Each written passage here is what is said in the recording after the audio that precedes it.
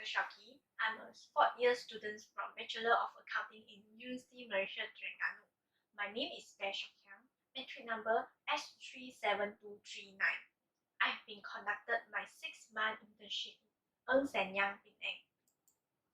As an introduction, Seok Hiang EY is one of world-leading professional services firm that headquartered in London, England. It is one of the Big Four accounting firms along with Deloitte, PwC, and KPMG. EY provides assurance, tax, and advisory services. The new slogan for EY is Building a Better Working World that is used started from 2013. There are 16 offices in Malaysia and headquartered in Kuala Lumpur. EY Penang is one of the branches in Malaysia that located at MWE Plaza, Lepas Farquhar. There are 3 floors that occupied by EY in MWE Plaza, including 16th floor for tax services, 21st floor for assurance services, and 22nd floor for top management and administrative staff such as IT department and human resource department. There are 3 groups in assurance department in EY Penang, which are Group A, B, and C. Each group has its own director, manager, and audit staff and is led by one group leader. By then, during April 2019, all groups have merged together to ensure every group member able to work well with each other. Regarding the details of tasks carried out during internship, I'm assigned to do different sections for different engagements, such as C section for cash and bank, G section for other receivable, I and B section for intercompany. For C section, I will need to obtain petty cash or cash confirmation and bank reconciliation from client. Next, I will also receive bank confirmation reply from bank by sending out bank confirmation request. I need to ensure that figure in cash confirmation and bank confirmation reply can be tied to the ending balance in the trial balance or bank reconciliation. Meanwhile, for G section, I perform audit for payments of deposits, prepayments, others receivable to ascertain in the completeness, accuracy, and existence of the transactions and make sure that the transactions should be recorded at appropriate value. In addition, I do intercompany review for I section by classifying advance or repayment, sales or purchases, interest charge, and fund transfer made between intercompany. Intercompany confirmation request also has to be sent out in order to get the reply from intercompany. In this section, it relates to disclosure on transaction with intercompany or related party that will be made in audited financial statement. For stock count, we will select 25 samples from list to floor and 25 samples from floor to list. If there is variance between amount as per EY and amount as per client, then we will recount the inventory with client. If the variance still exists, the client needs to do adjustment to their system. Besides the above-mentioned role, I also have the opportunity to handle the auditing of trading but dormant companies which are low risk in nature and do not have complex transactions. I provide analytical review of the movement in income statements, and I cover most of the sections for the dormant company, such as intercompany balances, trade receivables, and trade payables. I also learn how to study significant ratio and trend, as well as conducting investigation on any unusual fluctuation in financial items. Furthermore, I assist in performing vouching for journal entry testing to ascertain the control over the review of journal vouching raised are carried out effectively.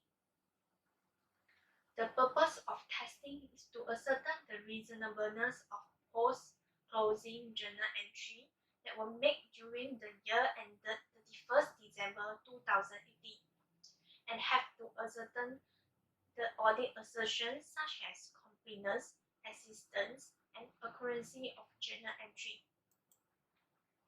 Completeness of the listing of journal entry can be ensured by inquiry management on how they ensure the completeness of journal entry maintained.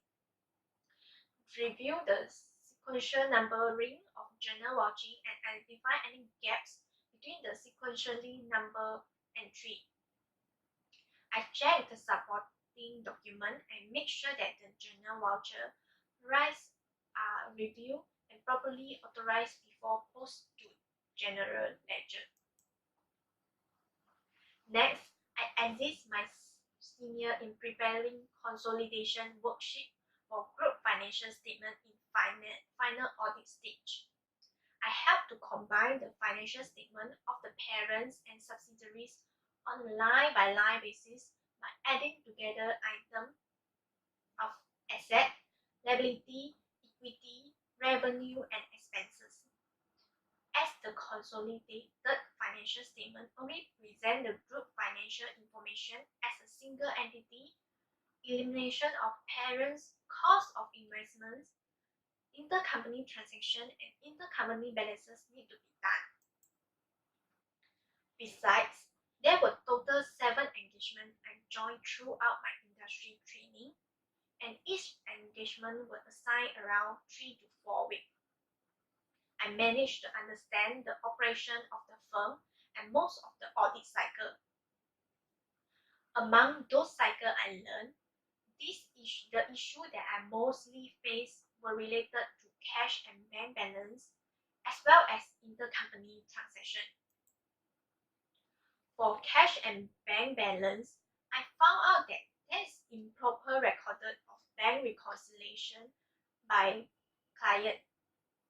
It is essential for client company to handle or record the cash receipt and disbursement by prepare the monthly bank reconciliations of the general bank account on timely basis for the purpose of control over the ending cash balance.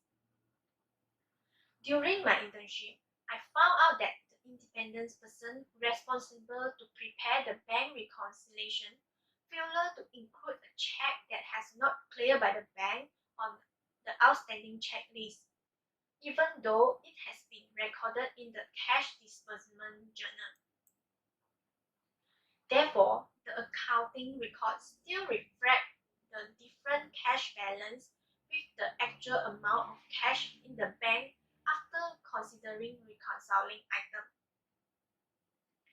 Besides, the bank reconciliation only have the preparer's signature and did not sign by the respective approver. This situation clearly showed that the consulting item had not been treated properly by client, and there is a possibility of fraud may be conducted by client. The suggested solution for the client is there should be an adequate internal control in company. For example, the monthly bank reconciliation must be prepared by client properly and authorized as well as signed by the respective person in charge. Next, for the intercompany transaction, I found out that there is an improper classification of double entry.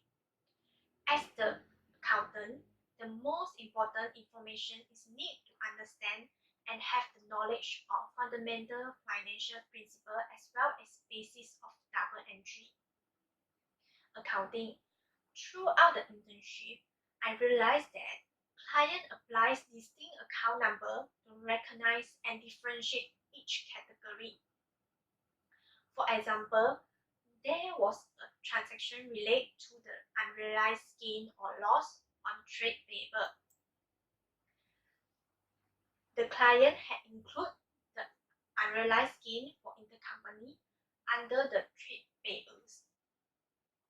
When come across these sessions, I had applied one of the accounting standards that I have been learned in the classroom, which is IFRS 101, presentation of financial statement, in order to make sure certain transactions have properly taken up by client. The suggested solution for this situation is the auditor should have adequate knowledge of fundamental financial principles and basics of double entry accounting. In order to identify whether there was a proper record of double entry and the transaction were authorized by respective persons in charge, to ensure all the accounts were not undercharged or overcharged during the year. Other than that, there are several additional skills I have acquired during my internship. First, computer skills. For instance, audit work done are performed on Microsoft Excel worksheet. I have learned shortcut keys, formulas, or even hidden functions that I do not realize before, such as VLOOKUP and private table, to increase the efficiency of data sorting and auditing. This is because sometimes data provided by client is not in presentation way that we want, as they extract the data directly from their system. I also learned on how to use EY software, which are EY random, that is used to select sample from population.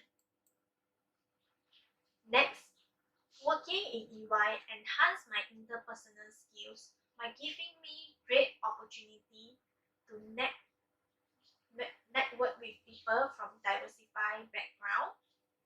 I get the chance to enter new engagement every 3 to 4 weeks, and this provides me an abundance of opportunity to interact with clients and colleagues when carry out work.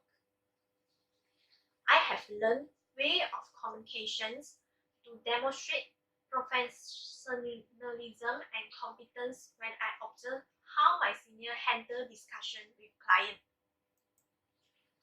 As mentioned, auditors always have to deal with clients to understand their business, request necessary documents, and we also discuss issue discovered to reach consensus between both parties.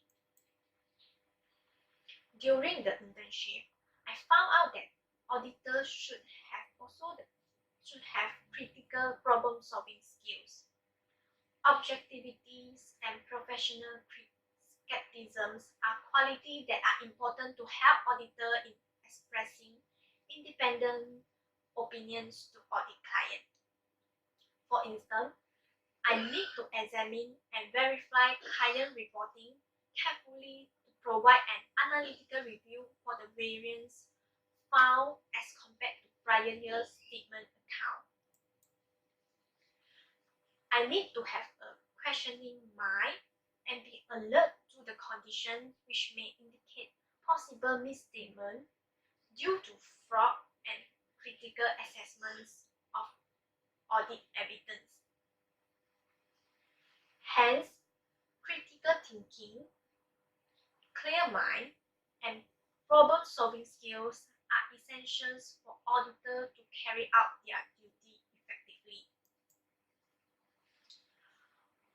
On the whole, the participations in audit department has sparked my interest in this field, besides equipping me relevant skills and knowledge. I believe that the valuable lesson that I gained throughout these 6 months will shape me into a better person with a better personality and mindset.